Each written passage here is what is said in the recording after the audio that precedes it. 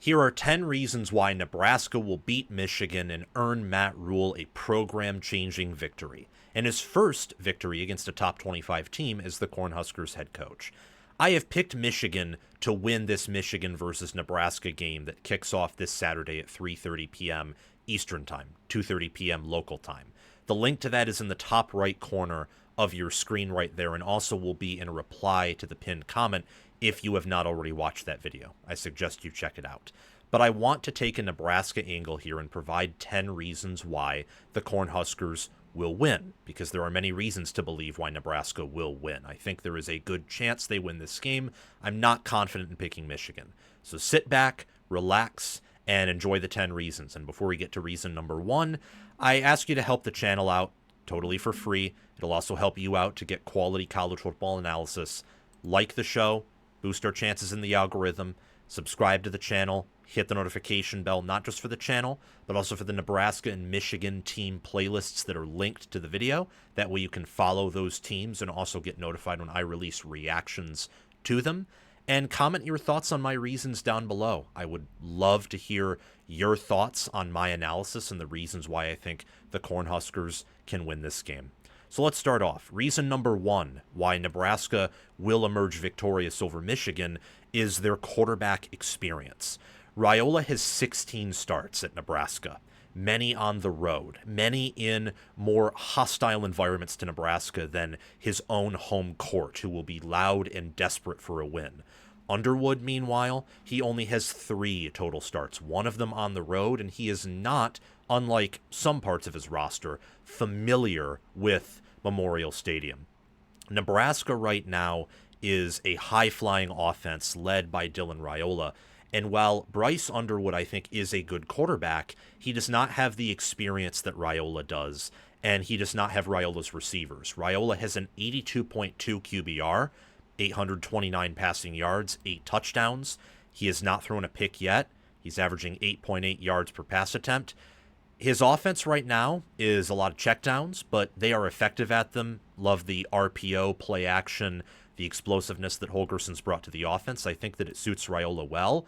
Underwood only has 2 passing touchdowns and an interception, and with the hostile environment, the lack of starts, and not the same passing matchup that we'll get into later that Raiola has at his back, having the better quarterback, especially featuring or factoring in matchups, is going to matter a lot here. Reason number 2 is Nebraska's athletic receivers. Case in point, Michigan doesn't have a Dane Key. I don't think they have an Isaiah Hunter. I don't know if they have a Ja'Cory Barney Jr. If they do, it's Donovan McCulley, who's really good, will definitely get some targets in this game, maybe even some big plays. But Nebraska has 3 receivers that I'm pretty confident all, if not certainly 2 out of 3, would be starting for Michigan. They're averaging 12.5 yards per catch right now, these Nebraska receivers are, and I love the breakaway speed they have, especially Dane Key. Dane Key is special with Nebraska, and Michigan, I don't know if Rod Moore is healthy, but whether it's Zeke Berry, Yair Hill, the Metcalf twins, Michigan's secondary is talented, and there's some potential there, but they have not proven themselves to be this elite secondary. They have not. I think they are gettable in some parts. Having athletic receivers can help with that. Can also help take pressure off the offensive line. Reason number 3, lockdown corners. Sierra Wright and Andrew Marshall have looked fantastic so far. Nebraska leads the nation in, I believe, yards allowed per pass attempt, and certainly passer rating allowed per game. You look at GameOnPaper.com, a wonderful, insightful website for looking at advanced metrics, expected points added, expected points allowed from your opponents. Nebraska's defense is not ranked super highly, but they allow a negative 0.35 expected points added per drop back from their opponents. That is among the nation's best. Their secondary is really good. We'll see if it's great or elite on Saturday and in other matchups, but it's certainly a better secondary than what Nebraska had last year. That against Michigan's receivers could cause issues for the Wolverines and help Nebraska control the air and dictate the explosive plays. Number 4, matching special teams. When was the last time Nebraska had a special teams edge over Michigan? Probably the Brady Hoke era. That's not the case anymore. I don't know if Nebraska is the better special teams unit than Michigan, but I know it's not definitively worse. And we've seen before, 2021, and then in 2022 and 2023, it didn't really matter. But in a game where a lot was equal, where a lot was close and back and forth, Nebraska lost by 3. And they didn't really, kick a field goal on that 4th and goal that they missed in that game. But I imagine if Frost maybe was more special teams focused, they might have. And that may have been the difference there. There was a myriad of issues with Frost's tenure, but regardless, Nebraska has lost due to poverty special teams year over year over year. It cost them against Illinois last year, straight up. So now that they have, according to PFF, the number 1 special teams unit, per S&P Plus and ESPN's FPI, a little bit different. The special teams grades are all over the map, but I can tell you just by watching them that Eckler has upgraded the unit. And matching special teams against a team with good special teams can really help your chances of not just staying in the game, but maybe Nebraska has the better special teams unit. And if that's the case, I do like their chances here. Number 5 is Nebraska's a Big Ten offensive line. They're only allowing a 5.6% havoc rate. Havoc is tackles for loss. It's sacks, passes defended, and turnovers. A lot of havoc allowed offensively has to do with your offensive line. If your offensive line is poor, you will allow more TFLs, more pressures, which turn into more sacks. More pressures can turn into interceptions, strip sacks. Or if your running back is hit behind the offensive line before he expects it, he gets contacted a little early, maybe he fumbles the ball. I reference Quinshon Judkins with Ohio State's offensive line against Oregon. He gets hit in the backfield early in the game, sort of before he expects it. Derek Harmon strips the ball out. That was a game-changing play right there. Nebraska does not allow opponents to get behind their offensive line often, and I think it's a better unit than what they had last year. It's the first time I would confidently say Nebraska has a Big Ten caliber offensive line. It's a credit to Donovan Raiola, to Dana Holgerson, to Matt Rhule. They've built that unit up, whether it's Henry Lutovsky, Gunnar Gatula, whether it is Rocco Spindler, who's one of the highest graded guards in America right now per Pro Football Focus. They have a good offensive line. Reason number 6 is Nebraska's air attack edge. So Michigan, as I've said in my preview, and I will say this in my 10 reasons why Michigan will win video, they have the ground attack edge, definitively.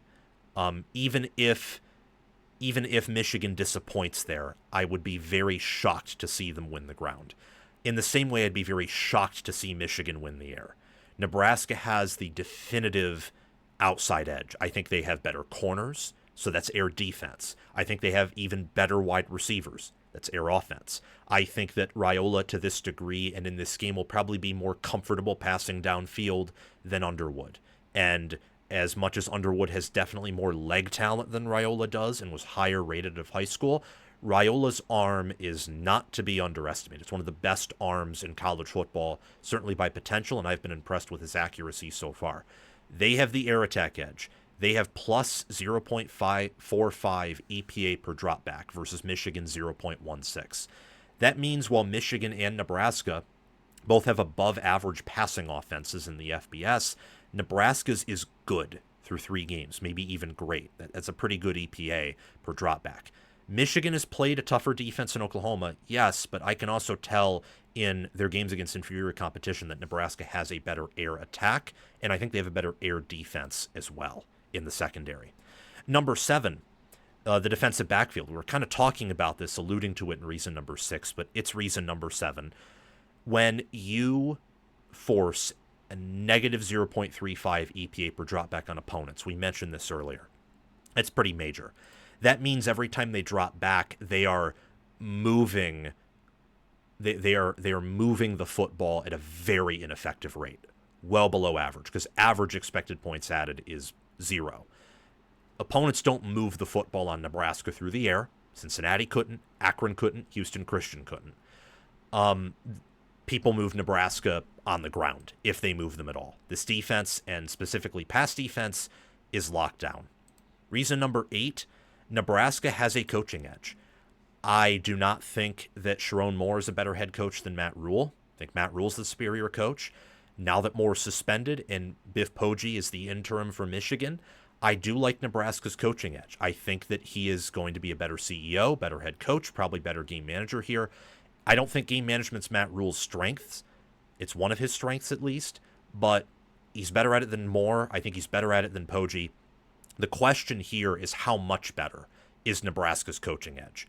How much better? If it's much better, and I think it could be, but I'm just going to go with right now it's modestly better. If it's much better, Nebraska should be favored here, and you should be very confident Nebraska win. If it's modestly better, which I think it is at the bare minimum, that's always going to help. So that is an important reason why Nebraska beats Michigan. Reason number 9, Michigan could very well be an overvalued product and team. Michigan fielded wonderful teams in 21, 22, and 23. Regardless of how you feel about the Stallions thing, the power ratings are written in stone. No one is taking away that Michigan was power rated top 4 in 21 and 22, and they were power rated number 1 in 2023. No one's taking that away. But their best performance by a mile has been against Central Michigan. Last year, their team wasn't all that good. It was just kind of an above average unit. This year, and that was FBS, it was average in the Power 4. This year, per FPI right now, it's 10th. S&P Plus thinks it's top 15. I think they're better than they were last year, but that does not mean they should be favored over Nebraska on the road. Whether it's Nebraska being undervalued or Michigan being overvalued, both mean that in this specific instance, Michigan is overvalued by being the favorite, and there's a good chance that that's the case. Reason number 10, home field advantage. Touched on it early in reason 1, but I think that by itself it stands. I would expect to see Michigan own the false start statistics here. I think they'll have more false starts than Nebraska. You'll have offensive line issues, I would say, early, and I wouldn't be shocked if Michigan had a slow start on offense in large part because of the crowd noise. This is going to be a hostile environment. I liken it to a hornet's nest. This is going to be Nebraska's most important home game in eons, since probably that 2021 season where they actually had a good team, had a chance to knock off some big-time opponents at home, but could not. Thank you so much for watching. Those are my 10 reasons why Nebraska beats Michigan.